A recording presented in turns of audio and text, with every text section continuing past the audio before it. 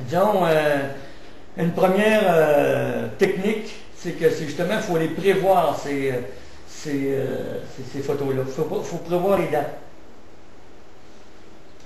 Maintenant, la technique pour la prise de photo, ça c'est relativement simple. C'est que j'ai pris mes photos avec une monture équatoriale motorisée sur les deux axes. Il est recommandé de faire un bon alignement de la monture sur l'étoile polaire, mais je dirais pour les besoins de la cause, ça prend pas un alignement quasi parfait. Disons qu'un alignement quasi parfait sur le pôle, ça aide beaucoup, ça facilite le travail, mais moi dans mon cas, étant donné que je pouvais jouer avec les deux axes, motorisés, à ce moment-là, disons que ça fait que j'étais pas obligé d'avoir nécessairement l'alignement sur la polaire exact. Ensuite, je recommande une bonne vérification de la collimation optique, c'est-à-dire l'alignement du primaire et du secondaire du télescope avant de prendre les photos. Parce que ce que je me suis aperçu avec un Schmidt-Cassegrain, c'est que lorsque tu prends ta photo, elle est ratée automatique, si la collimation n'est pas parfaite. Et je conseille fortement de prendre de 15 à 30 clichés identiques pour pouvoir les additionner ensuite avec Registax, qui est un logiciel gratuit sur Internet. Bon, on va voir un petit peu revoir les équipements. Alors, c'est ça ici, j'ai ma monture équatoriale, c'est une CG5 de Celestron avec un télescope 8 pouces Schmidt-Cassegrain. Et puis j'avais justement un contrôle motorisé sur les deux axes qui facilite le travail. Et puis ma caméra ici, avec un coude, puis la Nikon Coolpix 4500. Alors ce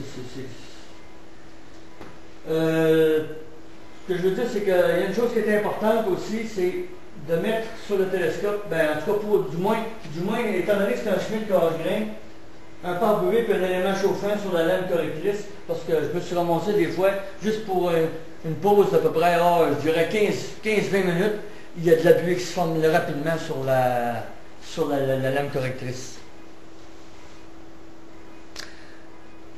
Alors, c'est ça, pour la prise de photo comme telle sur ma caméra, pour adapter ma caméra sur le Schmidt-Cassegrain, c'est tout simplement une oculaire 18 mm vissable sur justement la caméra que j'ai utilisée. Maintenant, on va être rendu à l'étape.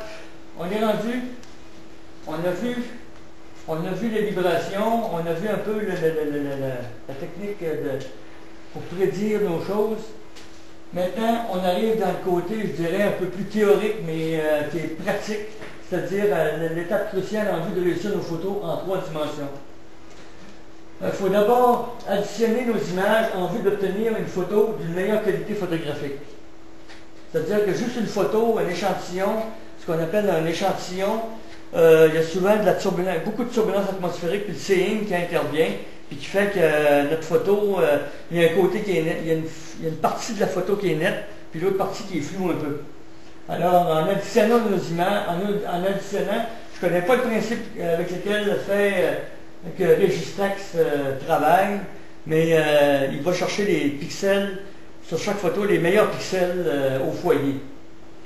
Alors, une fois chacune de nos 2 photos additionnées à tour de rôle, c'est-à-dire vue de gauche et vue de droite, parce que c'est ça, on prend la vue de gauche qui se trouve à être à un mois défini et la vue de droite qui se trouve à être 2-3 mois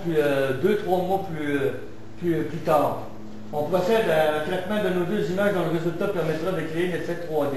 Et c'est de cette étape que dépendra le succès. Alors, en premier, on va regarder un petit peu le travail que peut faire Registax. Vous voyez ici, on a un échantillon que la photo est plus ou moins nette. On additionne nos images ici. Puis avec le logiciel, on fait un traitement, un traitement, puis vous voyez que par rapport à l'échantillon,